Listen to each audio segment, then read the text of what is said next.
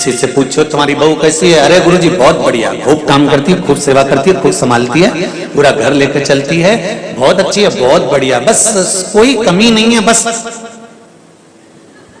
एक ही कमी रह गई, बाकी जीवन की कमी रह गई, उसकी वाणी जब बोलती है ना तो फिर ऐसा लगता है कि कहाँ बहुत बहुत आफत हो गई। थोड़ा सा बोलती है पर करे धरे पर पानी फेर लेती है, अर्थात किसी के हृदय को चोट पहुंचा देना ये वाणी ही तो कर रही है।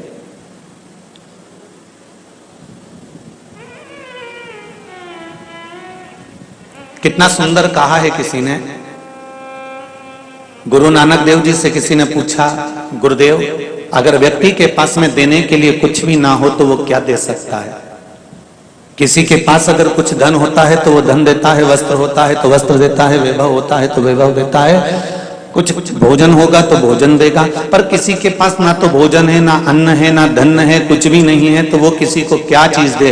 गुरु नानक जी कहते हैं कि अपने मुख की स्माइल, अपने चेहरे की प्रसन्नता और अपनी मीठी वाणी का दान अगर व्यक्ति करना प्रारंभ कर देता है तो ये निश्चित है कि उसके पास में धन भी आ जाता है, अन्नपूर्णा भी आ जाती है और वैभव भी आ जाता है। आप स्माइल तो दो, आप प्रसन्नता तो दो, आप किसी के लिए मीठी वाणी बोलने का प्रयास तो करो। और जब आप मीठी वाणी बोलने का प्रयास करोगे, जब आप अच्छा बोलने का प्रयास करोगे तो जीवन अपने आप सार्थक होने लगेगा।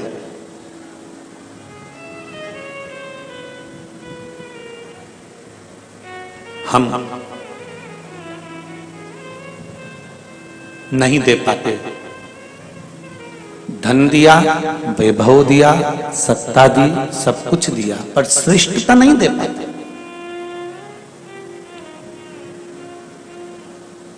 शिवजी की पूजन करने वाले, भगवान शंकर की आराधना करने वाले, आस्था चैनल के माध्यम से जितने लोग कथा सुन रहे हैं, फेसबुक यूट्यूब पर जितने लोग कथा सुन रहे हैं, और इस पावन प्रांगण में बैठकर जितने लोग कथा सुन रहे हैं, उनसे एक बात कहूंगा, आपके पास में अगर शिव जी को देने के लिए जल भी नहीं हो, बेलपत्र भी नहीं हो, अक्षत का एक दाना भी नहीं हो, एक पुष्प की पंखड़ी भी नहीं हो, तो भी शिव मंदिर जरूर जाना और शंकर जी के मंदिर में केवल भोलेनाथ जी को देखकर केवल एक स्माइल और श्री शिवाय नमस्तुभ्यं कहकर आ जाना, उतने में भी शिव स्वीकार कर लेगा।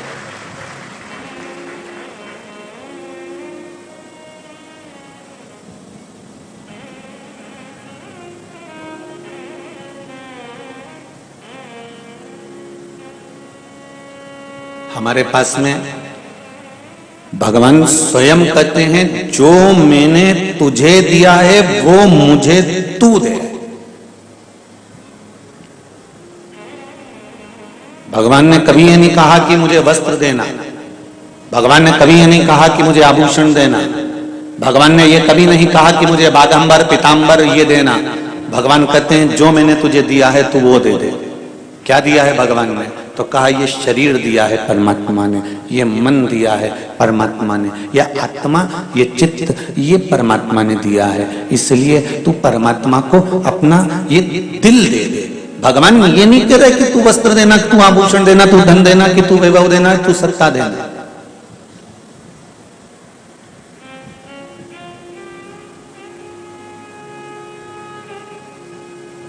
एक पत्र आया है, कोई इंदौर की है,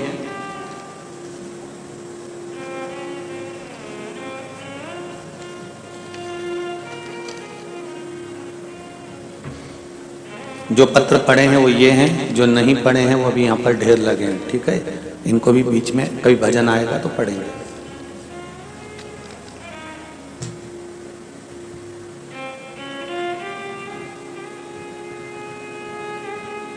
अमृता विजय जी तिवारी, इंदौर मध्य प्रदेश से आई हैं। कहीं हैं आप ही हैं? दोनों हाथ हिला दो एक बार। हर हर महादेव। भगवान शिव की कृपा ऐसी हुई है गुरुदेव, मेरी शादी को 15 साल हो गए, फिर भी खुद का मकान का काम पूर्ण नहीं था। पशुपतिनाथ का व्रत मैंने किया और माँ ने पूर्ण रूप से व्रत किया। तीसरे ही सोमवार को हमारे मकान का काम बाबा की कृपा से पूर्ण हुआ।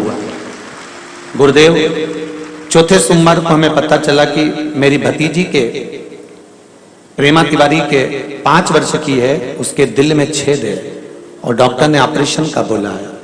ऑपरेशन के लिए हम लोग हैदराबाद आए हुए हैं।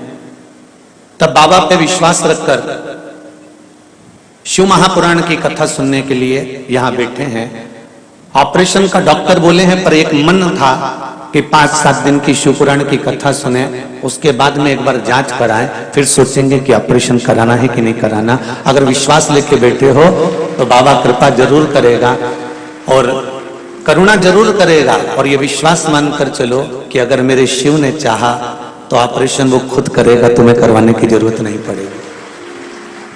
ये शिव की कृपा। बैठिए। हर हर महादेव। शंकर की उदारता इसको कहते हैं।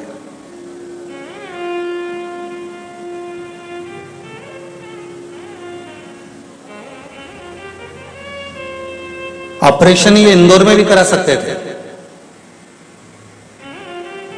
पर इन्होंने हैदराबाद इसलिए चुना, शिव महापुराण की कथा भी इंदौर में नहीं है।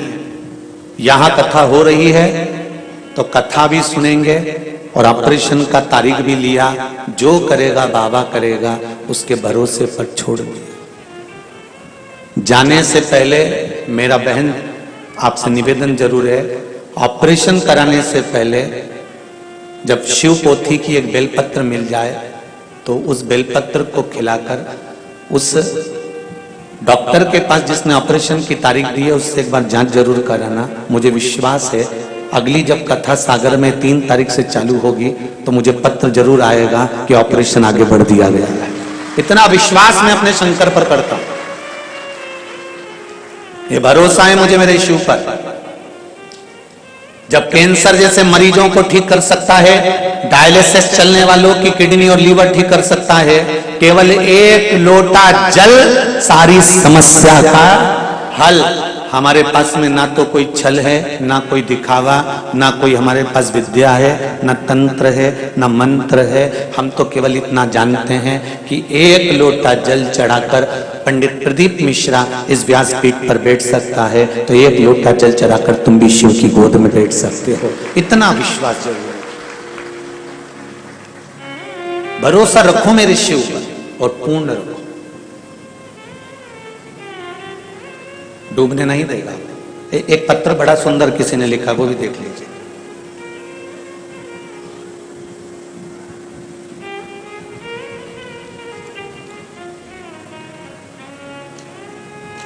बासंती बंदगी, दीपक जी बंदगी, महाराष्ट्र सोलापुर से आए हैं। कहां बैठे हैं जी?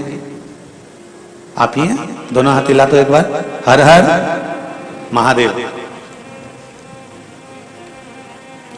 जितने पत्र यहां आते हैं, ना तो इन लोगों से हम लोग कभी मिले हुए होते हैं और ना हमारा संपर्क हो पाता है। बस केवल यह व्यासपीठ और आपका संपर्क इस व्यासपीठ तक है। ये पत्र आप लोग बड़े दिल से लिखते हैं, हृदय से लिखते हैं। टीवी के माध्यम से जितने लोग कथा सुनते हैं और कोई उपाय करता है, उपाय करने के बाद उसको जब कोई फल बाबा देता है, तब ये पत्र इस व्यासपीठ पर आते हैं। पत्र में बसंती जी बंदगी, दीपक जी बंदगी बेटा महाराष्ट्र सोलापुर से हैं। मैं बसंती बंदगी, हम महाराष्ट्र सोलापुर से आए हैं। हम 1 साल से कथा सुन रहे हैं। पत्र आस्था चैनल के माध्यम से भी पढ़ सकते हैं। कहीं गुरुदेव कोई दूसरा पत्र तो नहीं बांच रहा है, आस्था चैनल के माध्यम से भी आप पत्र पढ़ लें। हम 1 साल से कथा सुन रहे हैं। मेरी बेटी की बच्ची 6 साल की है, उसके बाद उसको बच्चा नहीं हो रहा था, इसलिए अस्पताल में दिखाया तो उन्होंने कहा कि ऑपरेशन करना पड़ेगा, तब बच्चा होने की संभावना, तभी भी बच्चा होने की संभावना नहीं है। और इस ऑपरेशन का खर्चा 50,000 बताया था। तो मेरी बेटी ने पशुपतिनाथ का व्रत किया और वो सफेद आंकड़े की जड़ का जो प्रयोग आपने बताया था, वो भोले बाबा की कृपा से करना प्रारंभ करा। अब बाबा की कृपा से मेरी बेटी के महीना चढ़ा हुआ है और उसके यहाँ संतान होने वाली है। हर हर महादेव। बैठिए बहन, बैठिए। बहुत बहुत बधाई आपको। शिव कृपा है। जब डॉक्टर भी एक बार हार जाता है, तब आखिरी में कह देता है कि अब उसके हाथ में है। मतलब डॉक्टर को भी मालूम है कि एक डॉक्टर हो रहे हैं, अकाल मृत्यु वो मरे जो काम करे चंडाल का, काल उसका क्या बिगाड़े जो भक्त हो महाकाल। शिव की उपासना करने वाले। एक पत्र में तो बाहेती जी, एक पत्र में आप लोगों के लिए ही पूरा विधान लिखा है कि बाहेती परिवार को हमारी भी उम्र लग जाए जिन्होंने हैदराबाद में सुना पुराण की कथा करवा दी है। ये पत्र में लिखा है, उनका भी मैं पत्र पढ़ूंगा अभी आगे। शिव कृपा इसको कहता है।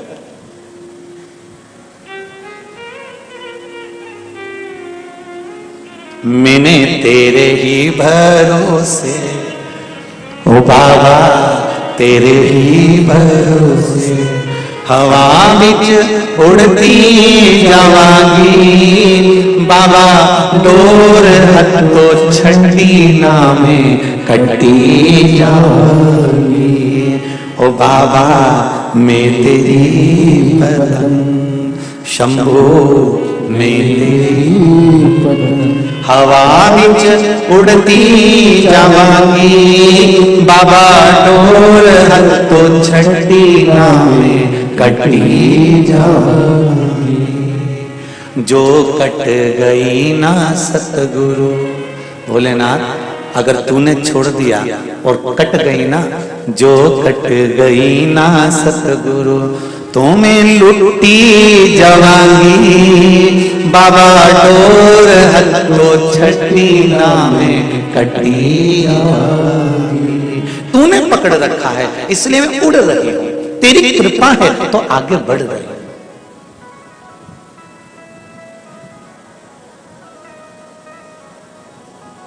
ऐसा नहीं है जीवन में दुख नहीं आया। मानव का शरीर केवल दो कारण से मिला है, कर्म का भोग भोगने के लिए और एक भगवान का भजन करने के लिए। जब दो कारण से मनुष्य का शरीर मिला है तो कर्म का भोग तो भोगना पड़ेगा। सुख आएगा तो दुख भी आएगा, दुख आया है तो सुख भी आएगा, ये दोनों चलते रहेंगे। पर उस दुख में परमात्मा का भजन करते रहना है और सुख में भी उसको याद करते रहना है। डल्लब के गद्दे पे सो रहे हो, सोफे पर बैठे हो, एसी के कमरे में बैठे हो, खूब आराम से तुम आनंद के साथ में गोलगप्पा खा रहे हो, चाहे तुम छम्मक लड्डू खा रहे हो, चाहे तुम पानी बतासा खा रहे हो, जो खा रहे हो उसमें परमात्मा को याद करते हुए कि तेरी कृपा से आज मुझे ये शरीर मिला है, तेरी कृपा से आज मैं ये चाट खा रहा हूं, तेरी कृपा है जो मैं इतने प्रेम से खूब आनंद से भोजन कर रहा हूं। नहीं तो कई तो 30 साल के 25 साल के कैंसर हॉस्पिटल में पैसे के बैग लेकर खड़े हैं कि मेरी बहू को ठीक कर दो, मेरे बेटे को ठीक कर दो। अरे उनको देखकर परमात्मा से कहना कि तूने मुझे सही रखा है, ये तेरी कृपा है, तेरी कृपा नहीं होती तो आज मैं भजन नहीं कर पाता, ये तेरी उधार।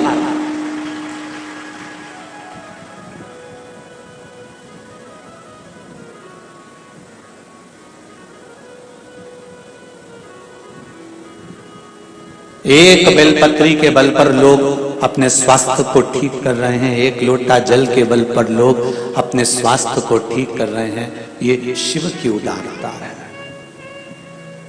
बीपी हो, शुगर हो, जो भी थायराइड हो, शरीर में कोई खाज हो गई हो, शरीर में कोई रोग हो गया हो, उसका सबसे सुंदर तरीका है शंकर पर चढ़ी हुई एक बेलपत्र शिव के मंदिर से उठाकर, कम से कम रोज नहीं खा सकते तो हफ्ते में एक बार 2 बार शिव से कहकर कि तू दुनिया के रोग हर लेता है, तुझे महामृत्युंजय कहते हैं, मृत्यु को तू जीतने वाला है, तो मेरे शरीर में कोई रोग कैसे रह सकता है शंभू। और उस बेलपत्र का सेवन करना है।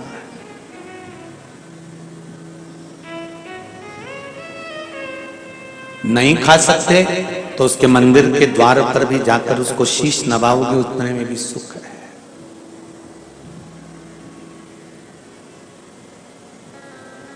शंभू शंकर मृत्यु लोक के देवता, पृथ्वी के।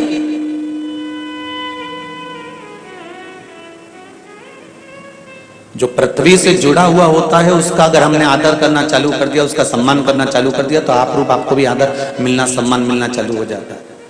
चलो एक बात बताओ, एक दिन हाथ ने पैर से पूछा कि पैर ये तो बता, सारी दुनिया के लोग सिर तेरे ही पांव में क्यों झुकाते हैं, कभी कोई सिर हाथ पे क्यों नहीं झुकाता? हैदराबाद में किसी को देखा तुमने कि सिर हाथ पे झुकाया? किसी ने सिर सिर पे झुकाया, किसी ने सिर हृदय पर झुकाया हो, नहीं, सिर झुकता है तो चरण में झुकता है, सिर झुकता है तो पैर पर झुकता है, सिर झुकता है तो पांव पर झुकता है, सिर कभी हाथ पर नहीं झुकता। तो पैर ने हाथ से कहा कि मैं जमीन पकड़ कर चलता हूं, इसलिए दुनिया के लोग मुझे सिर नवा कर जाते हैं। मैं जमीन नहीं छोड़ता, मैं भूमि नहीं छोड़ता। आप कितने भी करोड़पति बन जाओ, कितने भी धनपति बन जाओ, तुम्हारे पास में कितनी भी धन आ जाए, कितनी भी संपदा आ जाए, कितना भी वैभव आ जाए, कितने भी दौलत तुम्हारे घर में आ जाए, कितनी भी संपदा तुम्हारे घर में आ जाए, कितना भी वैभव तुम्हारे घर में आ जाए, करोड़ों की संपदा तुम्हारे घर में आ जाए, पर तुम जमीन मत छोड़ना। ये मत उड़ने लगना कि मैं बहुत पैसे वाला हो गया, मैं बहुत धनपति बन गया, मैं बहुत वैभवपति बन गया। जिस दिन तुमने जमीन छोड़ दी उस दिन तुमको कोई नमन नहीं करेगा, तुमको हृदय से कोई ध्याएगा नहीं, तुम्हें हृदय से कोई याद नहीं करेगा। भूमि को पकड़ कर चलोगे तो तुम्हें लोग याद करते रहेंगे कि हाँ ये व्यक्ति है, ये जीवन का सुख है।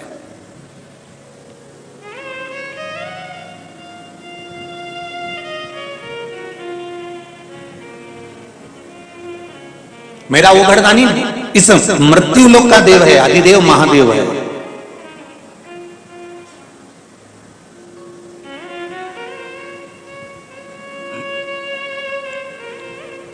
दुख केवल धन और वैभव का नहीं, कई बार तो दुख हमको भी हो जाता है। जब किसी लड़के को देखो तो उस लड़के की जब शादी होती है और वो दुल्हन के साथ जब गार्डन में और लॉन में और शादी के स्टेज पे जब वो प्रवेश करता है पत्नी के साथ, और क्या डीजे पर गाना बजता है, अजीबो शहंशाह, यही गाना बजता ना, क्या है उसकी धुन?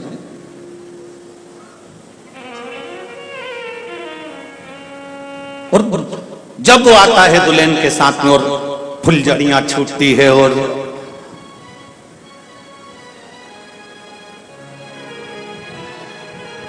कहे अजीबो गरीब शहंशाह, और क्या धूम धड़ाके से शहंशाह पधार। दुख कब होता है? जब वो शहंशाह की शादी हो जाती है और बनियान और पजामे पे दूध की थैली लेने जाता है।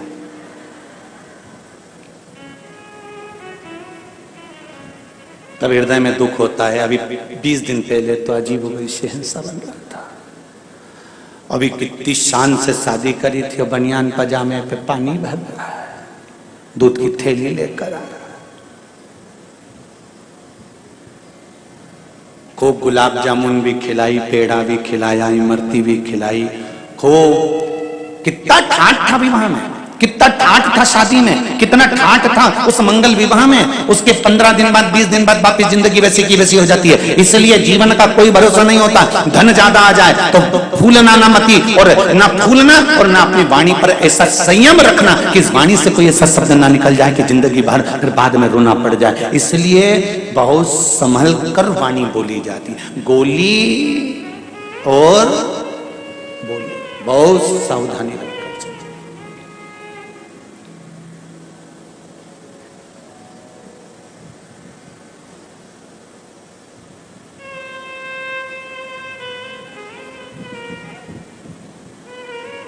आपकी वाणी में अगर संयम है, धन के वैभव से आप ये ना सोच रहे हैं कि बहुत बहुत वैभव मिल गया तो आपको बहुत आनंद के, ना ना ना ना। भगवान अगर धन देता है तो परीक्षा करने के लिए देता है, भगवान धन वापिस लेता है तो परीक्षा करने के लिए लेता है। उसको मालूम है क्या करना है उसको।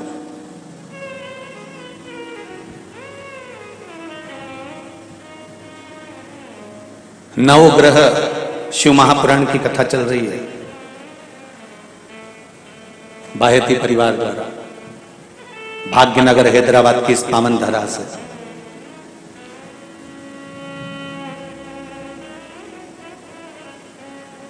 अभिमान तो राजा देवराज इंद्र को भी आ गया था।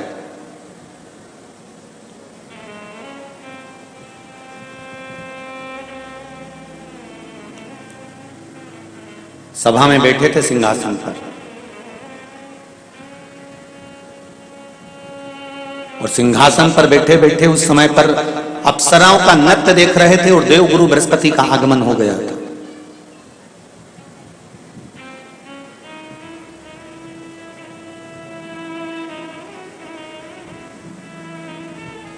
अंगिरा ऋषि के पुत्र हैं, देवगुरु बृहस्पति। देवगुरु बृहस्पति की माता का नाम है सुरूपा। क्या नाम है? सुरूपा। बृहस्पति भगवान के पिता का नाम है अंगिरा ऋषि और माता है सुरूपा। जिनके घर में देवगुरु बृहस्पति का आगमन हुआ है, प्राप्ति हुई है। स्वरूपा गंगा जी के जल से कंकर उठाकर उस कंकर को हथेली पर रखकर शिव के उस स्वरूप को गंगा का जल समर्पित करती थी।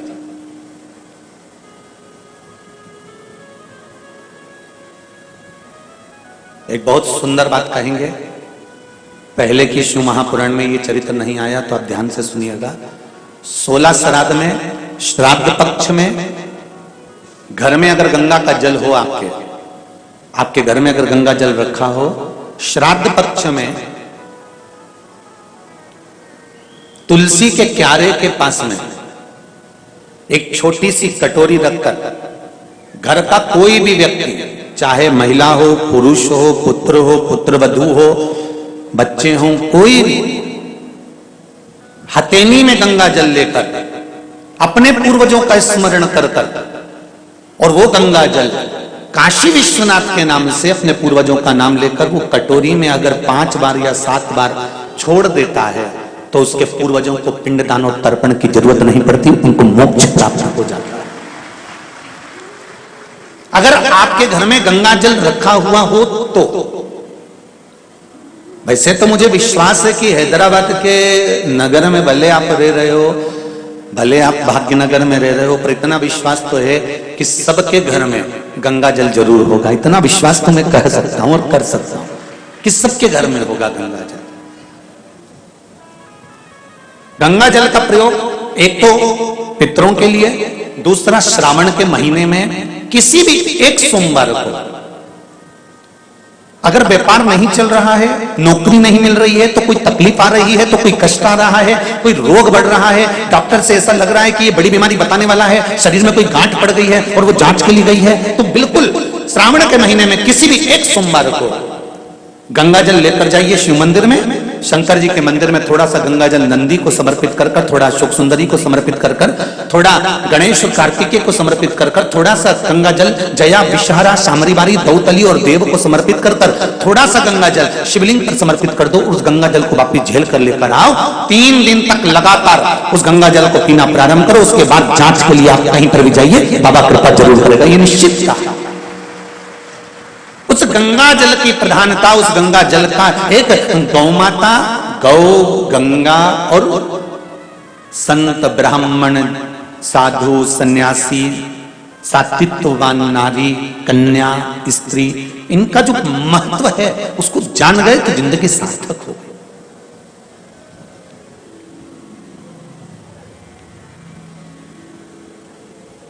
इसके महत्व को जानना बड़ा बहुत जरूरी है।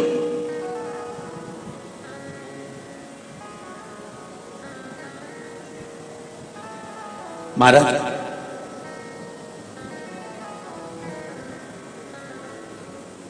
गंगा का जल हाथ में, तो यहां पर स्वरूपा बृहस्पति महाराज की माता जी हाथ में कंकर रखती हैं गंगा नदी का, गंगा जल का, और हाथ की अंजलि में गंगा जल लेकर उस कंकर पर शिव मानकर जल समर्पित करती हैं। संतान जो हुई, जो पुत्र हुआ, वो भी शंकर का भक्त हुआ, शिव का भक्त।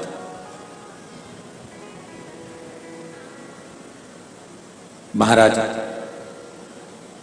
स्कंद पुराण कहती है, कोई आपसे पूछे कि सीवर वाले महाराज ये कथा कहां से कर रहे हैं, तो आप कह देना स्कंद पुराण से कर रहे हैं। स्कंद पुराण कहती है स्वरूपा ने जब शिव की आराधना करना प्रारंभ करी, शंकर भगवान की आराधना करना प्रारंभ करी, शिव की स्तुति करना प्रारंभ करी, शंकर पर चढ़ा हुआ जल का आचमन करना प्रारंभ करा। एक प्रश्न यहां पर है, उस प्रश्न को भी समझ लो, इसी कथा से जुड़ा हुआ।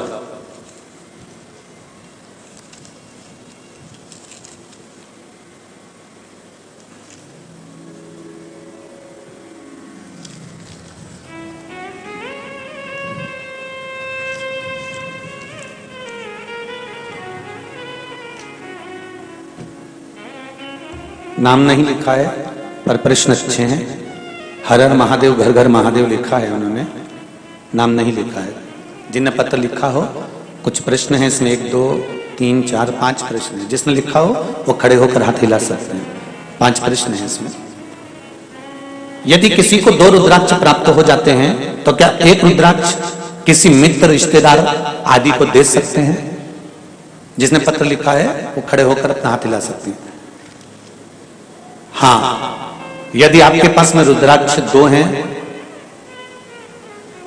और वो रुद्राक्ष सिद्ध करे हुए हैं। सिद्ध करने का मतलब यह है कि भगवान शंकर को समर्पित कर कर रुद्राष्टाध्यायी द्वारा भगवान शंकर का अभिषेक पूजन कर कर उस रुद्राक्ष को विधि विधान के अनुसार शहद घृत से लिप्त कर कर शंकर भगवान के शिवलिंग पर स्वीकृत कर कर अशोक सुंदर वाली स्थान से उठाकर जया विषहरा सामरी वारी को समर्पित कर कर अगर वो रुद्राक्ष सिद्ध किया गया है तो वो रुद्राक्ष आप अपने रिश्तेदार को भी दे सकते हो, उसको धारण करा सकते हो।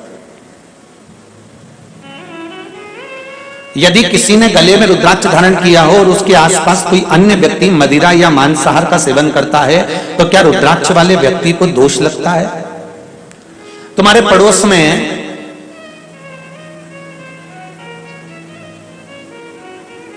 कोई गलत काम कर देगा तो क्या तुम पर दोष लगेगा? अरे जम के बोलते जाओ, लगेगा नहीं। जिस व्यक्ति ने गलत काम किया है, जिस व्यक्ति के गलत कर्म वो कर रहा है तो दोष उसको लग रहा, दोष तुम्हें नहीं लग रहा। तुम्हारे रुद्राक्ष पहनने का फल तो ये होता है कि रुद्राक्ष अगर हमने धारण किया है तो वो रुद्राक्ष धारण करने से हमारे शरीर में अगर नेगेटिव कोई ऊर्जा आ रही है तो वो भी समाप्त होकर वापस पॉजिटिव में बदल जाती है। ये रुद्राक्ष की महत्वता, ये रुद्राक्ष की मूलता।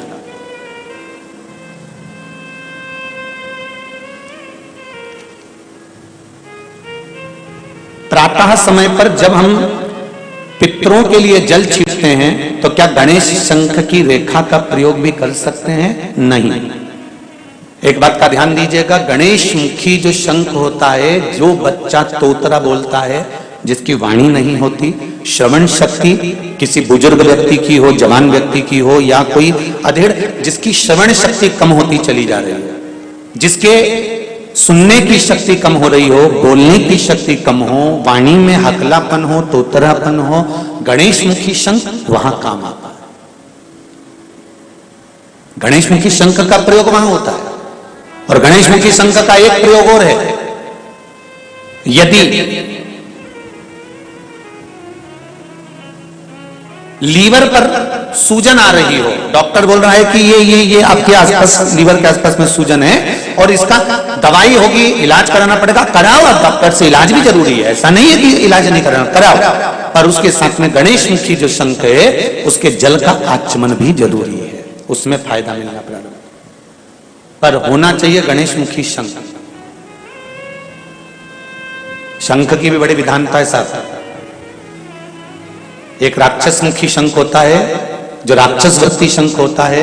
वो राक्षस वृत्ति शंख अगर घर के अंदर रहता है तो जरा सा कपड़ा पड़ा है तो उसके पीछे विवाद हो जाता है, पानी गिर गया तो विवाद, 5 मिनट बहू लेट उठकर आई तो विवाद, भोजन में कुछ त्रुटि हो गई तो विवाद, भाई भाई में कोई क्लेश हो गया, जरा सी बात हो गई तो विवाद, देवरानी जेठानी में। इसको कहते हैं राक्षसी शंख की महत्वता। वो शंख जब तक घर के अंदर रहता है तब तक वो आपको अशुद्धता का भाव देता ही रहता है। समझ में नहीं आता। हमने पत्रिका भी दिखाई, हमने वास्तु शास्त्रियों को भी दिखाया, हमने नारायण नाग बलि भी करवाया, हमने कालसर्प दोष भी करवाया, हमने वास्तु पूजन भी करवाया, हमने सारी पूजन कर रहे, उसके बाद भी घर में शांति क्यों नहीं है? तो मतलब पूजन वाले स्थान पर कोई शंख ऐसा रखा हुआ है जिस शंख के कारण हमें दोष लग रहा है। हम सब कुछ बदल दिए पर पूजन के स्थान पर हमने नहीं देखा कि हमने क्या चीज ऐसी रखी है जिससे हमको तकलीफ हो रही है। चलो और सरल भाषा में समझ जाइए। डॉक्टर के पास जाते हो तो डॉक्टर को कहोगे कि मेरे को पेट दुख रहा है, तो डॉक्टर पेट दुखने की अकेले की गोली देगा क्या तुमको? जम के बोलो जरा, जितने लोग भी बैठे, केवल पेट दुखने की गोली देगा क्या? नहीं, पेट दुखने के साथ में वो 3-4 गोली जरूर लिख कर देगा कि इसका साइड इफेक्ट इस पर ना हो, इससे इसको लॉक करूंगा, इससे एसिडिटी ना हो, इससे ये परेशानी। 3 या 4 तरह की गोली डॉक्टर लिख देता है। सिर दुखा, उसने 3-4 गोली दी। बीपी गड़बड़ हुआ, उसने दिया कि ये ले लेना भैया, जब बीपी लेवल पर जाएगा तब एक गोली पर लाकर छोड़ देंगे, फिर एक गोली लेते रहना। उसी तरह हमारे जीवन में भी हम जो पाठ कर रहे हैं, हम जो पूजन कर रहे हैं, हम जो अर्चना कर रहे हैं, हम जो चाकरी कर रहे हैं, हम जो स्मरण कर रहे हैं, उसमें क्या पाठ हम कर रहे हैं, हम क्या स्मरण कर रहे हैं? उस पूजन वाले स्थान पर कोई कमी तो नहीं है हमारे? आप आए नहीं और सुबह हो गई, मेरी पूजा की थाली धरी की धरी रह गई। क्यों धरी रह गई? क्यों नहीं आए? मीरा ने बुलाया, भगवान आए। कर्मा ने बुलाया, भगवान आए। नामदेव जी ने बुलाया, भगवान आए। तुकाराम जी ने बुलाया, भगवान आए। तो हम भी तो रोज बुलाते हैं, एक लोटा पानी लेकर जाते हैं, फिर भगवान क्यों नहीं सुनते? कुछ कमी है हम, वो कमी को हमें छाटना। सीढ़ियां बदल दी, वास्तु के हिसाब से मकान बना लिया, फ्लैट बना लिया, व्यापार भी अच्छा चल रहा है, पैसा भी आ रहा है, फिर घर में शांति क्यों नहीं है? 4 लोग खाने वाले, सास है, ससुर है, बहू है, बेटा है, उनकी छोरा छोरी है, फिर शांति कहां गई? कोई कारण हो सकता। उस समय पर गंगा जल का प्रयोग करिए, गंगा जल का।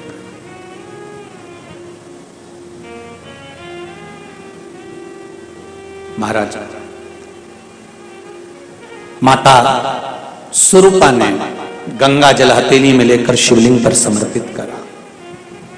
कृपा क्या हुई है कि शंकर भगवान का दर्शन माता स्वरूपा को हुआ।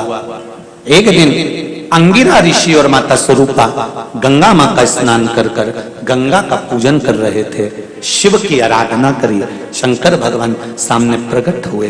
क्या बात है अंगिरा जी, क्या हुआ? स्वरूपा हुआ क्या है? स्वरूपा कहती हैं कि मुझे जो संतान प्राप्त हो, मैं ये चाहती हूं कि मेरी संतान हमेशा अग्रण्य भाव में रहे।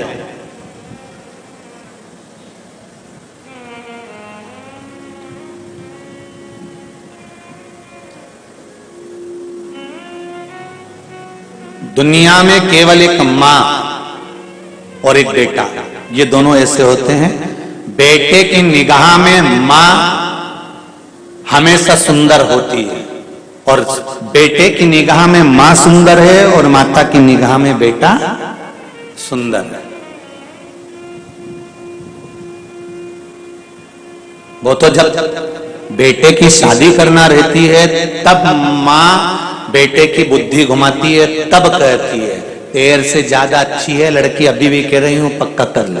नहीं तो ये कभी जिंदगी में किसी के सामने नहीं कहती कि मेरा बेटा बुरा है, केवल उसकी शादी करते समय बेटे को कहती है वो लड़की तेरे से ज्यादा अच्छी है। नहीं तो हमेशा मां कहती है मेरा बेटा दमदार, मेरा बेटा सुंदर, मेरा बेटा विद्वान, मेरा बेटा ज्ञानवान। एक छोटा सा बच्चा मेले में मां का हाथ पकड़कर जा रहा था। कहीं मेले में कहीं बंदर का नृत्य देखते देखते छूट गया। मां ढूंढ रही है, बेटा भी ढूंढ रहा, रो रहा है। पुलिस वाले आ गए, बच्चे को पकड़ा, लेकर गए, उसको समझाया, मेले में आए, अनाउंस करा, पूछा तुम्हें तुम्हारी माता का नाम मालूम है? नहीं मालूम। पिताजी का नाम नहीं मालूम। तुम्हारी माँ कैसी लगती है? बहुत सुंदर है मेरी माँ, बहुत सुंदर है। हाँ, अनाउंस करा गया। उस बच्चे को ले जाकर माताओं को दिखाया गया। वो माँ नहीं मिली, शाम हो गई। तब शाम के समय पर माँ सामने से आ रही थी। बच्चा गया और माँ के गले लग गया। माँ के गले लगा तो क्या देखा उन पुलिस वालों ने कि उसकी माँ का जो चेहरा था एकदम काला था, एकदम काला। उसकी माँ एकदम काली थी, एकदम काला चेहरा, भयंकर उसका स्वरूप लग रहा था। और बच्चा उसकी गोदी में जाकर चीखने लग गया, माता के हृदय से लग गया, रोने लगा। इतने में तुरंत पुलिस वालों ने कहा तू तो कहता था तेरी माँ बड़ी सुंदर है, यही तो मेरी माँ है। बच्चे की निगाह में माँ कैसी भी हो, माँ हमेशा सुंदर होती है। और माँ की निगाह में बेटा कैसा भी हो, वो हमेशा सुंदर ही होता है। वो हमेशा सुंदर, वो हमेशा एक ही बात कहती है, मेरा बेटा तो चंदा है, मेरा बेटा तो सूरज है।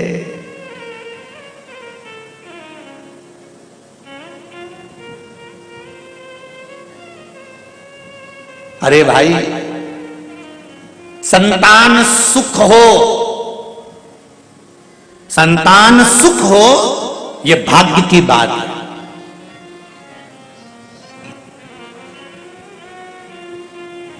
संतान सुख हो यह भाग्य की बात है, पर संतान से सुख हो यह सौभाग्य की बात है।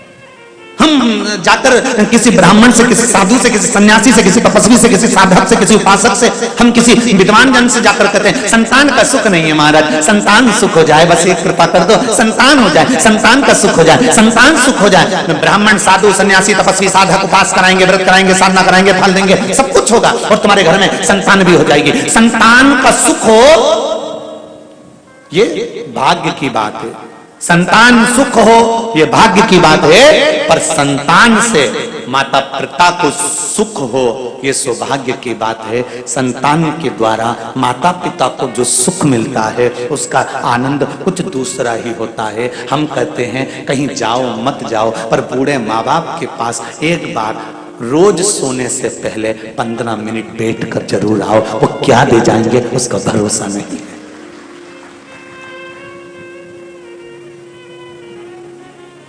ना बेटों को फुर्सत है, ना बहुओं को फुर्सत है। बच्चा कुचा था तो यह मोबाइल और फुर्सत बंद कर दिया।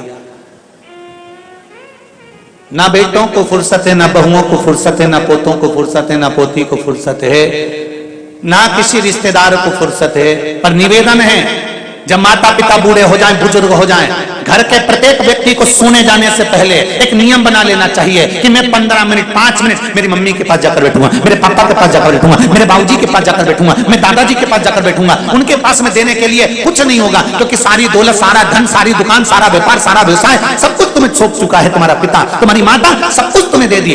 लाकर में चाबी भी लगाने तुम जाते हो, अलमारी खोलने तुम जाते हो, चाबी लगाने तुम जाते हो, सब कुछ माता पिता ने तुमको दे दिया। अब एक काम करो, तुम्हारे माता पिता के पास में धन भले नहीं होगा, वैभव भले ना होगा, पर रोज प्रतिदिन सोने से पहले अगर 10 मिनट तुम माता पिता के पास जाकर बैठोगे तो ये शिव महापुराण की कथा कहती है कि वो धन भले नहीं देगा, पर दिल से जाते जाते आशीर्वाद दे दिया तो जीवन सार्थक हो जाएगा। सार्थक।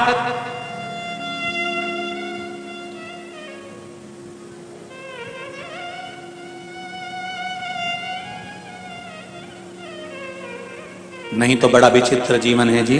बेटी एडीलैंड में बेटिया है न्यूयॉर्क, और ब्राइट बच्चों के लिए हुआ बुढ़ापा डार्क। ओ काका क्या करोगे, ये रुपया कहाँ धरोगे? ओ काका क्या करोगे, ये रुपया कहाँ धरोगे? कहाँ धरोगे इस धन?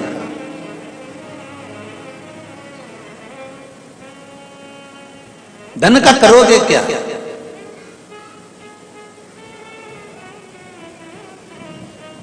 एक बात हम हमेशा कहते हैं, दुनिया की सारी मिठाई एक तरफ रख दो और छोटे बच्चे के लिए माता का स्तनपान एक तरफ रख दो। बच्चे को वो मिठाई में सुख नहीं होगा जो माता के स्तनपान में सुख होगा। माता के स्तनपान में जो सुख होगा।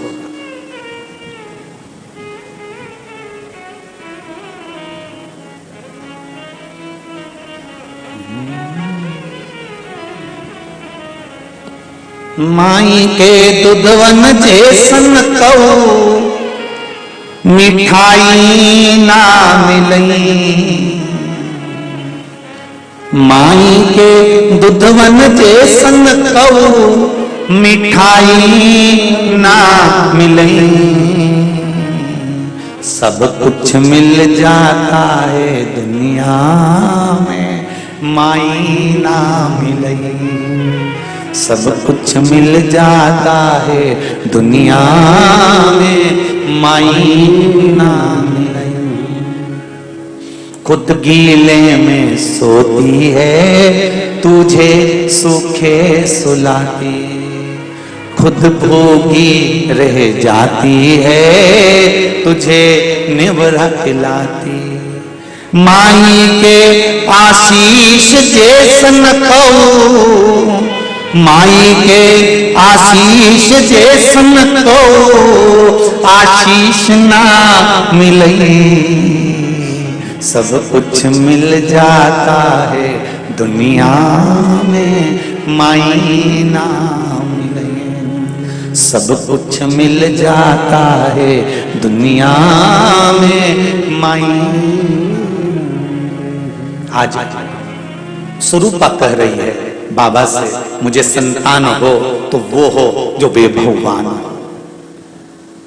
आप भी भगवान से प्रार्थना करना कि भोलेनाथ मुझे संतान दो, मना नहीं, संतान का सुख दो, मना नहीं, पर संतान ऐसी देना जो मुझे सुख दे, मेरे बुढ़ापे में मेरा साथ दे।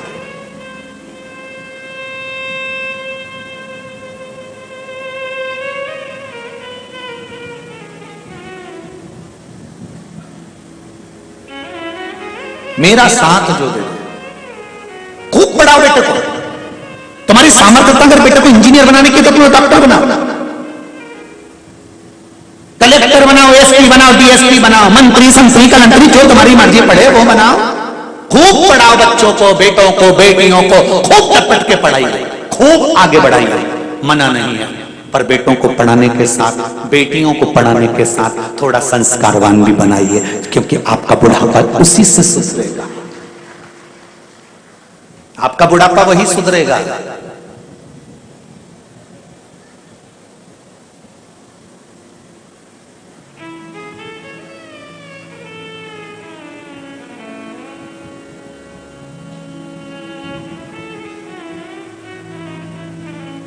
मेरा तो एक निवेदन रहा है,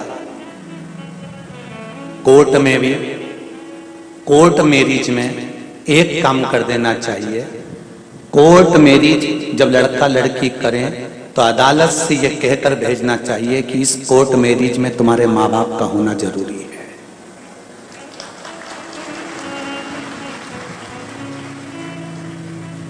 बाप का घर कोई रेस्टोरेंट नहीं है कि 20 साल तक माँ बाप अपनी बेटी को पाल पोस कर बड़ा करें, 20 वर्ष तक माँ बाप अपनी बेटी को पढ़ाएं लिखाएं, करोड़ों का धन लगाएं, खूब सुंदर सुंदर आभूषण, रतन, माणिक, मोती, और माँ बाप उस बेटी को पाल पोस कर बड़ा करें, और 20 साल की जब बेटी हो जाए तो अपनी मन से कोर्ट पहुंचे और किसी के साथ में शादी कर कर चली जाए। माँ बाप, बाप का घर है, कोई रेस्टोरेंट या होटल नहीं है।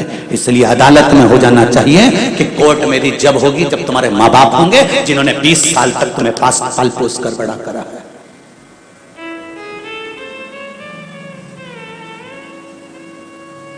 और धिक्कार ऐसी बेटियों को और धिक्कार ऐसे बेटों को जिन माता पिता ने तुम्हें पाल पोस कर बड़ा करा, और तुम्हारे विवाह जैसी खुशी में तुम्हारे माँ बाप तुम्हारे सामने नहीं है तो खूब मरो पानी लेगा। धिक्कार है ऐसे बच्चों को। क्या करना है ऐसा? तुम्हारी खुशी में तुम्हारे बुजुर्ग माता पिता नहीं जो 20 साल तक तुम्हें पढ़ाते हैं, 20 साल तक आगे बढ़ाते हैं, तुम्हें डॉक्टर, तुम्हें इंजीनियर, तुम्हारी नौकरी के लिए जब पहली नौकरी लगती है, मेरी बेटी पूना जा रही है, मेरी बेटी मुंबई जा रही है, मेरी बेटी हैदराबाद जा रही है, मेरी बेटी बेंगलोर जा रही है, मेरा बेटा वहां जा रहा है, अरे कितनी खुशी होती है उन बूढ़े माँ बाप से तो पूछो, जब उनके हृदय में आतिशबाजी होती है। और जब बेटी विवाह का समय आता है, माँ बाप अपने बेटी के लिए जब संबंध देखते हैं और बेटी कहती है मैं अपनी पसंद से करूंगी, तब उस बाप और उस माँ से पूछना कि उसके दिल के कितने टुकड़े हो जाते हैं। अरे तुम कितनी भी ऊंची पढ़ाई कर लो, कितना भी अच्छा कार्य कर लो, कितनी भी अच्छी जॉब कर लो, पर एक निवेदन है, बेटियां अपने माँ बाप से कहें पापा मैं भले कितने भी अच्छे कॉलेज में पढ़ लूंगी और कितने भी अच्छे पद पर पहुंच जाऊंगी, पर कन्यादान का मौका तो मैं अपने माँ और बाप को ही दूंगी, चाहे कुछ कुछ हो जाए। मैं अपने माता पिता को नरक नहीं भेज सकती।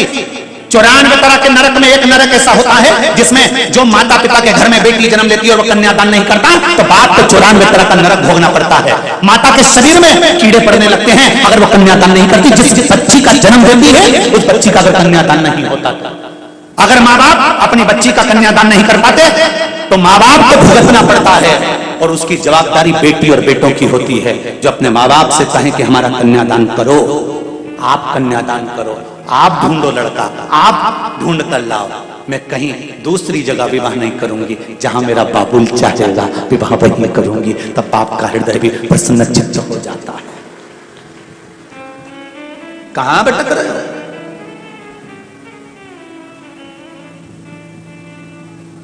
सियोर वाले महाराज की थोड़ी सी बातें लोगों को बुरी जरूर लगती है, भले लग जाए। एक बार कोरोना की वैक्सीन लगवा लोगे तो कोरोना अटैक नहीं करेगा। ये वही वैक्सीन है, थोड़ा सा लग गया तो जीवन की सार्थकता हो जाएगी, जीवन का आनंद प्राप्त हो जाएगा। बाप का घर है, पिता का घर है, ये होटल नहीं है। और उस पिता के घर का एक आनंद की अनुभूति सुख देने वाली है। स्वरूपा ने कहा कि मेरे घर में संतान हो, वो संतान वैभववान हो। मेरे घर में औलाद हो, वो औलाद वैभववान हो। और शिव जी ने कहा, स्वरूपा तेरे गर्भ से जो संतान होगी वो संतान कोई साधारण नहीं होगी।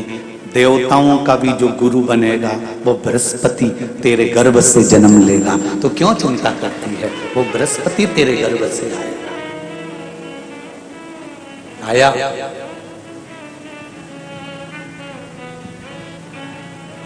वही बृहस्पति। समय बीता, शंकर भगवान की आराधना बृहस्पति भगवान ने काशी में करी। बृहस्पतिश्वर महादेव काशी में विराजमान। कौन से महादेव, जम के बोलिए जरा। बृहस्पतिश्वर महादेव काशी में विराजमान है, जो अंगूठी में पुखराज नहीं पहन सकते, जिनकी भाग्य रेखा उल्टी चल रही हो, बृहस्पति चमक ही नहीं रहा हो, जिस काम में हाथ डालते हैं वो काम पूरा ही नहीं होता हो, तो एक बार काशी जाना, बृहस्पतिश्वर महादेव का स्पर्श करना, उनका अभिषेक पूजन करना और उनका स्पर्श कर कर एक बेलपत्र ब्राह्मण देवता से मांग कर लेकर आ जाना कि इन बृहस्पतिश्वर महादेव से मुझे एक बेलपत्र दे दो। तुम्हें पुखराज पहना कि नहीं पहना, हीरा रतन माणिक पहना कि नहीं पहना, वो बेलपत्र इतना चमत्कार कर देगी कि जिंदगी में कभी संपदा की कमी आएगी ही नहीं। अगर बृहस्पति नहीं चमके तो बृहस्पतिश्वर महादेव, जहां पर बैठकर बृहस्पति भगवान ने शंकर भगवान की आराधना करी है, रोज गंगा जल जाना, गंगा जल लेकर आना, शिव जी की आराधना करना, एक शिवलिंग का निर्माण करा, उसकी आराधना में बृहस्पति भगवान डूब गए, उसकी आराधना में बृहस्पति महाराज निरंतर लग रहे। और इतनी आराधना बृहस्पति महाराज ने करी, इतनी आराधना करी बृहस्पति महाराज ने कि शंकर भगवान सामने प्रकट हो गए। मांगो बृहस्पति, तुमको क्या चाहिए? कुछ नहीं, केवल आपका भजन। नाम रख दिया, तुम्हारा नाम बृहस्पति रहेगा। बृहस्पति भगवान का एक नाम बृहस्पति भी रख दिया और तुम साधारण नहीं रहोगे। तुमने मेरी आराधना करी है तो देवताओं के गुरु बनकर विराजमान होगे। अब अभी तक 2 भार इंद्र के पास में थे, बहुत ध्यान देकर समझना ये नवग्रह कथा को। 2 भार थे इंद्र के पास। इंद्र देवताओं के गुरु भी बनकर बैठे थे। देवगुरु बृहस्पति की जगह पूर्व में इंद्र ही देवगुरु का पद संभाल रहे थे और देवराज का पद भी इंद्र के पास में था। कौन कौन से पद थे, जम के बोलो जरा। पहला पद देवराज इंद्र का, दूसरा पद देवगुरु, देव गुरु का पद भी इंद्र के पास में था और देवराज का पद भी इंद्र के पास में था। ये 2 पद जब होता है साधारण भाषा में, आप ले लीजिए, किसी के पास में अध्यक्ष का पद भी है, किसी के पास में और कहीं का पद भी है, 2-3 पद उसके पास में विराजमान है, तो उसके पास में 2-3 पद अगर विराजमान है तो फिर उससे अगर एक पद ले लिया जाता है तो उसको अहंकार आ जाता है, उसको गुस्सा आ जाता है कि बताओ अभी तक तो मुझे पूछा जा रहा था, अब तुम तो वो पद पे भी जान दो। जैसे तुम किसी कुर्सी पर बैठे हो, कथा सुन रहे हो और इतने में कोई रिश्तेदार बाहेती जी का आ गया और तुम बढ़िया आराम से बैठे थे और बैठे बैठे इतने में बाहेती परिवार से कोई आया और उसने तुमको उठाया, प्लीज थोड़ा सा, और तुम्हें उठाकर दूसरी जगह बिठा दिया और उन्होंने अपने वाले को कुर्सी पर बिठा दिया। अब बोलो, जो उठा, जिसको उठाया था उसका भगोने जैसा मुंडा हुआ कि नहीं हुआ? अरे बोलो तो, अपन दूर कथा नहीं जाते, कथा अपने ऊपर लेके चलो कि अपन कैसे समझें इस कथा को। बहुत अगर गहन तत्व की कथा सुनेंगे तो समझ में आएगी नहीं। यहाँ से सुनी, यहाँ से निकाल दी, बच्ची कुछ दी ऊपर से निकल गई और मालूम पड़े थोड़ी देर बाद माताएं कुर्सी पे बैठी बैठी अब फिर तो अपन तो अपने पर लेकर चलो ना, कि जैसे कोई आप कुर्सी पर बैठ गए और इतने में इनके रिश्तेदार कोई आए और आने पर उन्होंने कहा दिया तुम यहाँ से उठो दूसरी जगह जाके बैठो, इतने में तुमको बुरा लग गया, बुरा लगा, मुंह भगोने जैसा हो गया, गुस्सा आ गया। उसी तरह इंद्र के पास में दो सत्ता थी, एक देवराज इंद्र थे और दूसरे गुरु का पद भी इंद्र के पास में था। देवताओं के गुरु बनकर इंद्र घूम रहे थे, पर अब उल्टा हो गया। शंकर भगवान ने बृहस्पति महाराज को देव गुरु बना दिया। अब जैसे ही देवगुरु बनाया तो इनका इंद्रदेव का मुंह, अरे वो बोलो तो तुम, भगोड़े सा हो गया, कुर्सी उतरी कि मुंह भगोड़ा। अब इनका मुंह भगोने जैसा हो गया तो गुस्सा तो गुस्सा। इतने में इंद्र ने, बृहस्पति महाराज देवगुरु बन गए, इंद्र सिंहासन पर बैठे थे, अप्सराओं का नृत्य देख रहे थे। वहीं से देवगुरु बृहस्पति का आगमन हुआ। बृहस्पति महाराज जैसे ही आए तो इंद्र तो सिंहासन पर बैठकर पूरा अप्सराओं का नृत्य देख रहे थे। उनको देवगुरु बृहस्पति से मतलब ही नहीं था।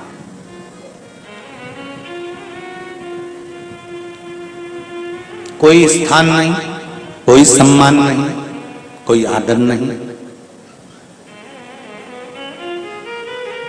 कोई आदर नहीं। जिसको घर के बड़े बुजुर्ग सम्मान देते हैं, घर के बच्चों का भी फर्ज है कि उसका सम्मान बच्चे करें। सही है कि गलत है? घर के बुजुर्ग उसका सम्मान दे रहे हैं ना, घर के बड़े उसका सम्मान कर रहे हैं ना, तो घर के बच्चे कहते हैं नहीं वो तो हमारे लिए गलत सोचता है, हमेशा हमारे लिए अपशब्द बोलता है, हमेशा आड़ा टेढ़ा बोलता है। तो घर के बुजुर्ग कहते हैं तुम्हें क्या करना है, जब हम सम्मान दे रहे हैं तो तुम भी दो, हम आदर कर रहे हैं तो तुम भी करो।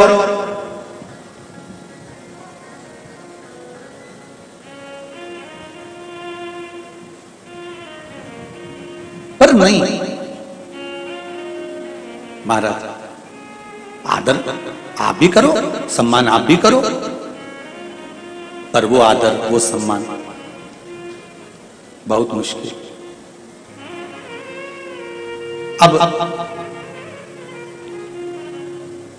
जब बृहस्पति महाराज का सम्मान नहीं हुआ, बृहस्पति महाराज वहां से उठकर चले गए, बोले नहीं।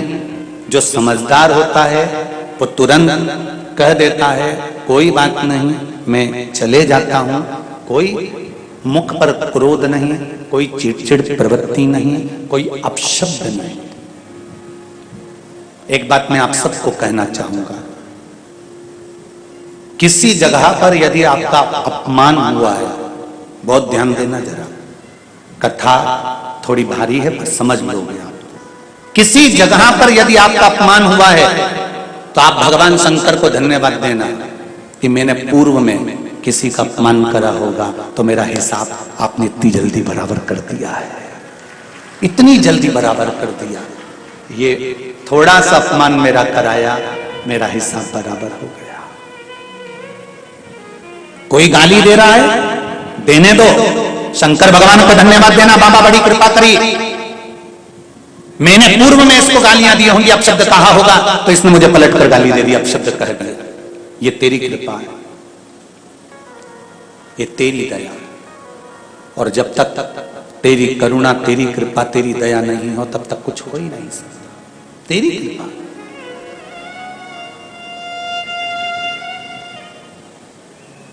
भगवान से कहो हे देवाधिदेव महादेव, मैं ये नहीं कहता कि मुझे रोने मत देना,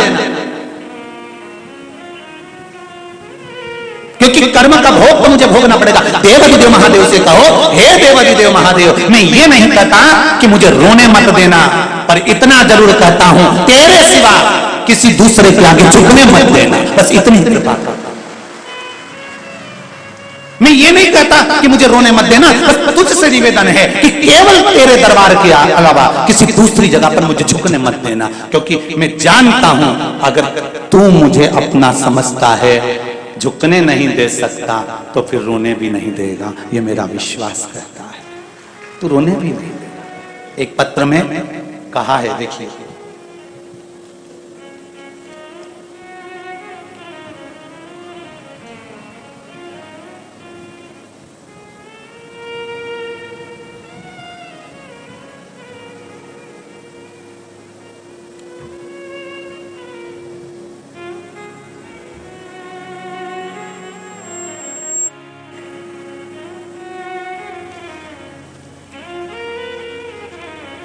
मीना सोनी हैदराबाद से हैं, महाराष्ट्र लातूर की हैं। कहीं बैठे हो तो हाथ हिलाइएगा, दोनों हाथ हिलाओ बहन। हर हर महादेव। गुरुदेव श्री शिवाय नमस्तुभ्यम। शिव महापुराण की कथा आस्था चैनल पर 2022 से जनवरी के महीने से सुनना प्रारंभ किया है। मेरे जीवन में बहुत सारे कष्ट आए, फिर मैंने शिव मंदिर जाना चालू किया। बाबा एक लोटा जल चढ़ाना प्रारंभ किया। मैं जॉब करती थी, इसलिए मुझे हर रोज मंदिर जाना नहीं होता। बहन, आपने अपने हृदय की बात इस पत्र के माध्यम से लिखी है। जो आप करते हो वो आपने लिखा है, उसके लिए धन्यवाद है आपको। मैं जॉब करती थी इसलिए रोज मंदिर जाना नहीं होता था। लिखने वाले लिख रहे थे कि मैं रोज जाते, पर आपने लिखा मैं जॉब करती इसलिए मंदिर रोज जाना नहीं होता। मेरी बच्ची की तबीयत हमेशा खराब रहती थी, उसके पेट में दर्द रहता था। अनेकों बार डॉक्टर को दिखाया, फिर बेलपत्र खिलाना चालू किया और उसकी तबीयत अच्छी हो गई। और मैं पिछले 9 महीनों से हमारा परिवार पूरा बिखर गया था। मेरे पति मेरे साथ नहीं रहते थे, हम अलग रहते थे, लेकिन बाबा की कृपा से उनसे विनती करी लोटा भर जल चढ़ाकर आज फिर मेरा परिवार पूरा 9 महीने के बाद एक हो गया है और हम दोनों पति पत्नी बाबा को नमन करने के लिए आए हैं। बहुत बहुत साधुवाद दीदी आपको। हर हर महादेव। अब आप एक हो गए हैं, मेरा शिव भी एक होकर रहे और आपको भी एक रहे और आप आनंद के साथ रहे, यही बाबा से निवेदन है। हर हर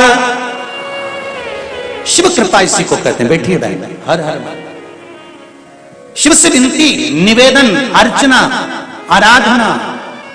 एक पत्र और पढ़ दूं, इसके बाद मैं फिर आगे पत्र बहुत सारे अभी और इधर भी रखे हैं, पर जो हाथ में आ गए वो पढ़।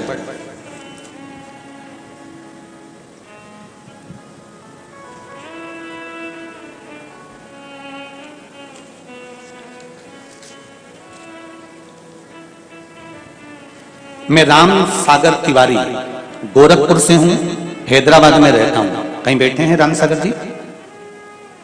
आप ही हैं? दोनों हाथ हिला दीजिए। हर हर महादेव। मैं राम सागर तिवारी गोरखपुर से हूं, हैदराबाद में रहता हूं। मैं आपकी कथा टीवी पर सुन रहा था, आपका प्रश्न करना चाहता था। भोले बाबा की कृपा से आपका दर्शन हो गया। गुरुजी, आपने जो बेलपत्री का उपाय बताया था वो मैं करना चालू किया। बाबा की कृपा से मेरा शुगर नॉर्मल हो गया, कोई दवाई नहीं लिया था। गुरुजी, मेरा बाबा से यही प्रार्थना है कि मेरा बेटा 10वीं में है, वो भी बाबा की कृपा से आपकी भक्ति में और अच्छे नंबर से उत्तीर्ण हो। अब शुगर ठीक है आपकी? शुगर लेवल में है? बाबा की कृपा ऐसी ही बनी रहे, विराजमान होइए। हर हर महादेव। बैठिए बैठिए बैठिए। हर हर महादेव। शिव कृपा, शंकर की दया।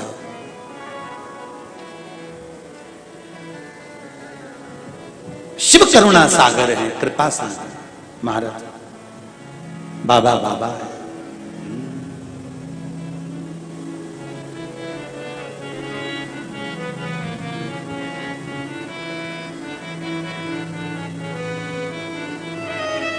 बाबा शिव की कृपा है, शंकर के दान।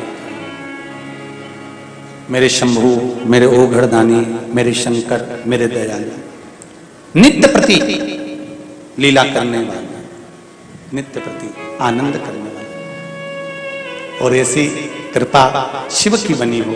महाराज, मैंने तेरे ही भरोसे, हे शंकर, अटका हुआ मेरा सारा काम हो गया। सब गाएंगे।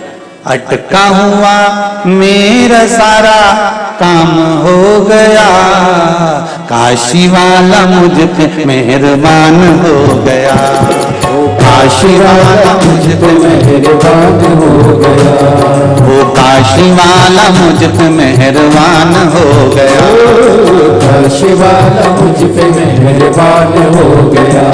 वो अटका हुआ मेरा सारा काम हो गया। अटका हुआ मेरा सारा काम हो गया। अटका हुआ मेरा सारा काम हो गया।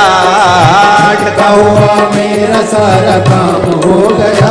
वो काशी वाला मुझ पे मेहरबान हो गया। काशी वाला मुझ पे मेहरबान हो गया। वो काशी काशी वाला मुझ पे मेहरबान हो गया, वो काशी वाला मुझ पे मेहरबान हो गया। रहो। हर हर महादेव, जय हो।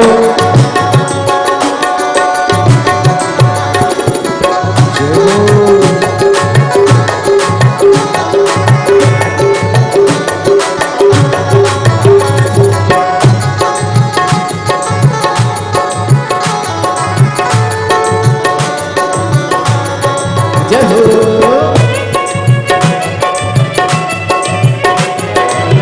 हर हर महादेव।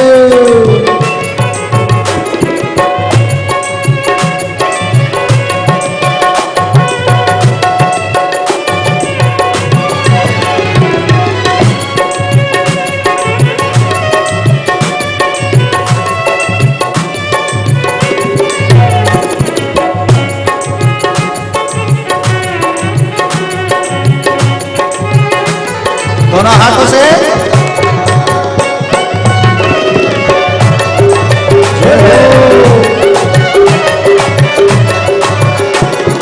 तेरी मेहरबानी से काम हो रहा, तेरी मेहरबानी से काम हो रहा, वो दुनिया में जब से मेरा नाम हो रहा, दुनिया में जब से मेरा नाम हो रहा। अरे काशी वाला मुझ पे मेहरबान हो गया, काशी वाला मुझ पे मेहरबान हो गया। अरे काशी वाला मुझ पे मेहरबान हो गया, काशी वाला मुझ पे मेहरबान हो गया। अटका हुआ मेरा सारा काम हो गया, अटका हुआ मेरा सारा काम हो गया। अटका हुआ मेरा सारा काम हो गया, अटका हुआ मेरा सारा काम हो गया। ओ काशी वाला मुझ पे मेहरबान हो गया, काशी वाला मुझ पे मेहरबान हो गया। वो काशी वाला मुझ पे मेहरबान हो गया, काशी वाला मुझ पे मेहरबान हो गया। हर महादेव।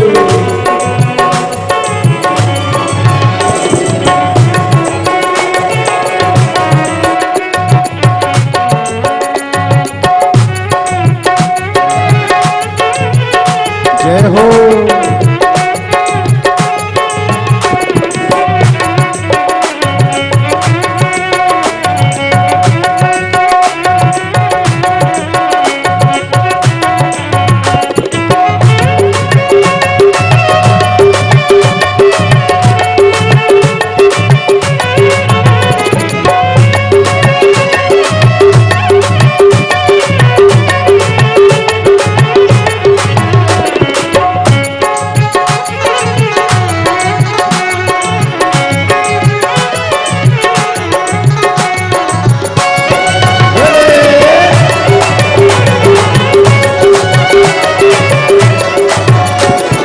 तेरे दुआरे से पाया है सब कुछ, तेरे दुआरे से आया है सब कुछ। ओ तेरे ही दर से ये आया है सब कुछ, तेरे ही घर से है आया है सब कुछ। तेरी कृपा से सब काम हो गया, तेरी कृपा से सब काम हो गया।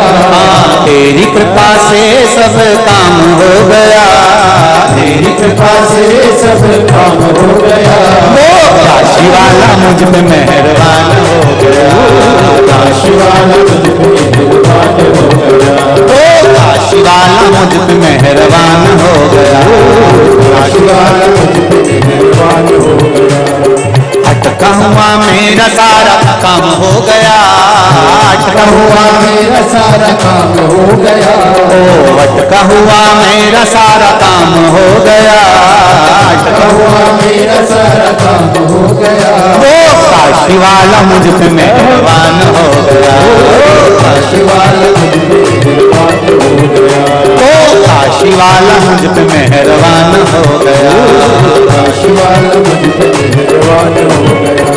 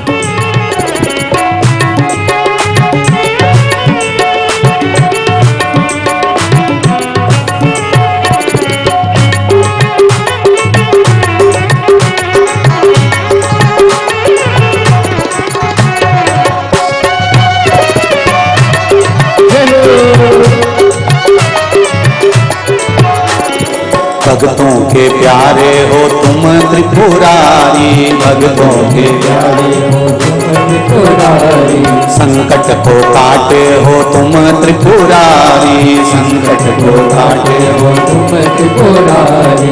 तेरी कृपा से ही सारा काम हो गया, तेरी कृपा से ही सारा काम हो गया, ओ तेरी कृपा से ही सारा काम हो गया, तेरी कृपा से सारा काम हो गया।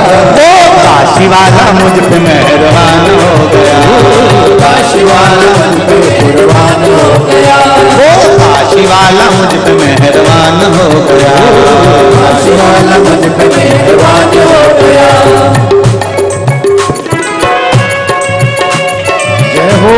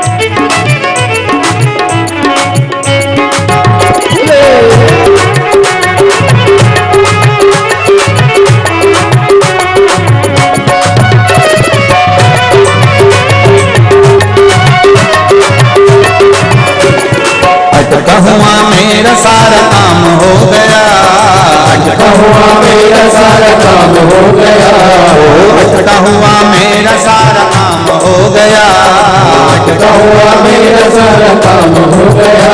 वो काशी वाला मुझ पे मेहरबान हो गया, वो काशी वाला मुझ पे मेहरबान हो गया, वो काशी वाला मुझ पे मेहरबान हो गया, काशी वाला मुझ पे मेहरबान हो गया, वो काशी वाला मुझ पे मेहरबान हो गया, वो काशी वाला मुझ पे मेहरबान हो गया, वो काशी वाला मुझ पे मेहरबान हो गया, वो काशी वाला मुझ पे मेहरबान हो गया। हर हर महादेव भगवान शिव ओ गणदानी त्रिकालदर्शी कैलाशी अविनाशी शिव की आराधना मूल सुख देने वाली श्री शिवाय नमस्तुभ्यं। सब बोलिए प्रेम से, आनंद से, और बोलने के बाद बाबा से अपने हृदय की बात भी बोलिएगा। श्री शिवाय नमस्तुभ्यं, श्री शिवाय नमस्तुभ्यं, श्री शिवाय नमस्तुभ्यं, श्री शिवाय नमस्तुभ्यं, श्री शिवाय नमस्तुभ्यं। हर हर महादेव। बृहस्पति महाराज आए, देवराज इंद्र उनको देखकर ना उठे हैं न सम्मान दिया है, आदर नहीं कर, सत्कार नहीं करना।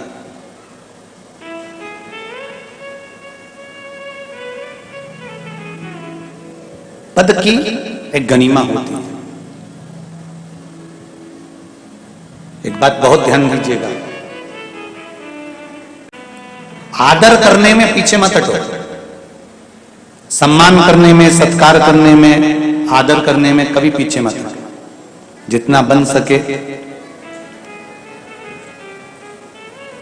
सबका आदर करो, सबका सम्मान करो।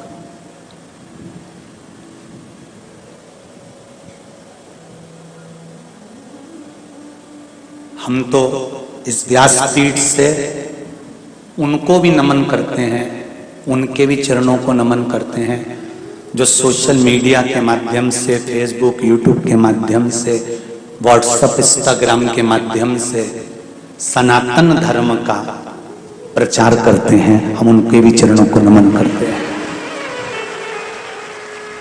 जो सनातन धर्म को, हिंदू धर्म को, सनातन धर्म को, जो अपने सोशल मीडिया के माध्यम से, फेसबुक, यूट्यूब, इंस्टाग्राम, व्हाट्सएप के माध्यम से भी हिंदू को जगाने का, सनातनियों को जगाने का जो काम करते हैं, ये व्यासपीठ से मैं उनको नमन करता हूं कि आप अगर बड़े रूप में कुछ नहीं कर सकते तो कम से कम अपने मोबाइल के माध्यम से तो सनातनों को जगा रहे हैं। इतना भी बहुत है।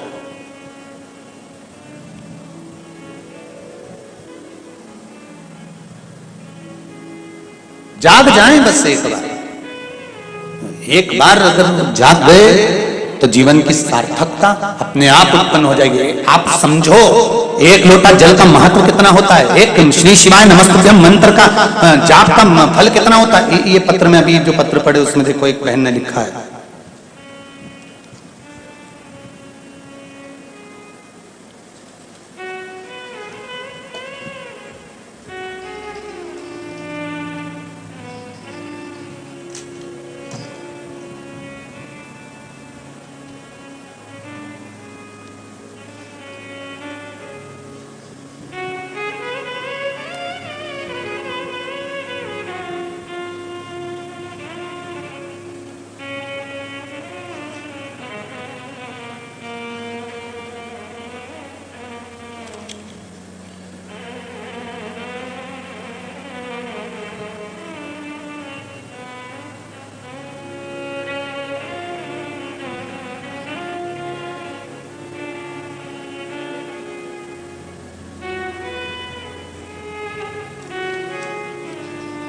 मीना शंकर लाल सिकंदराबाद से कहीं बैठे हैं। आप ही हैं? दोनों हाथ हिला दो एक बार। हर हर महादेव। हम मोबाइल यूट्यूब पर कथा सुनते हैं। 21 फरवरी को हम अपनी सहेली के साथ खरीदारी करने बाजार जा रहे थे। ऑटो के हाल वापिस आ रहे थे, रास्ते में ऑटो का एक्सीडेंट हो गया और हम लोग ऑटो से नीचे गिरने से बच गए। लेकिन हम दोनों के घुटने में, हाथ में, कलाई में अंदरूनी चोट बहुत आई। घर पहुंचकर हम दोनों को बहुत दर्द रहा। रात में मुझे थोड़ा बुखार भी आया, हमने दवाई भी ली, गोली भी खाई, पर शरीर में, हड्डियों में तकलीफ रही। तभी शिव महापुराण की कथा में रुद्राक्ष के जल का वर्णन आपने करा था। वो रुद्राक्ष के जल का वर्णन हमने उस पानी को पिया, लिया। सीहोर से भी जल रुद्राक्ष को बुलवाने वाले थे पर योग नहीं बन पाया, और जो रुद्राक्ष उनके पास में थे उसका स्मरण किया। बाबा की कृपा से हम शीघ्र अतिशीघ्र बाबा की दया से ठीक हुए। यही शिव को धन्यवाद देना है। विराजो बहन। हर हर महादेव। बैठिए। एक पत्र और बड़े भाव से किसी ने लिखा है,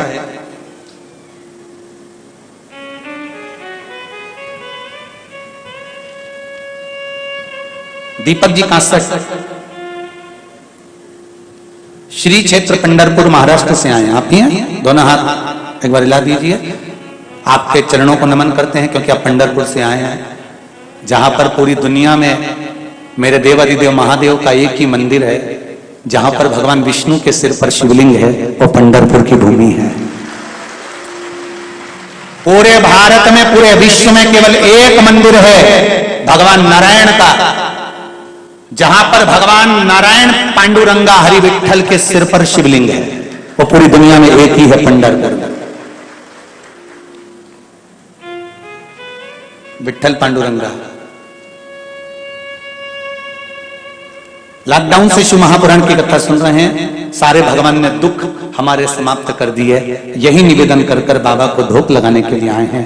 मुझे गर्व होता है जब कोई बोलता है कि ये तो सीवर वाले महाराज के पागल खाने का पागल है, तो हमको बड़ा आनंद होता है कि हम भी शंकर के भक्त तो हुए, शिव की उपासना करी है। बहुत बहुत आनंद। मुझे महादेव से इतना कहना है कि भगवान खूब भंडार भर दे और एक बार चंद्रभागा नदी के तट पर भगवान विठल नाथ जी को शिव महापुराण की कथा सुना दे, यही मेरी विनती है।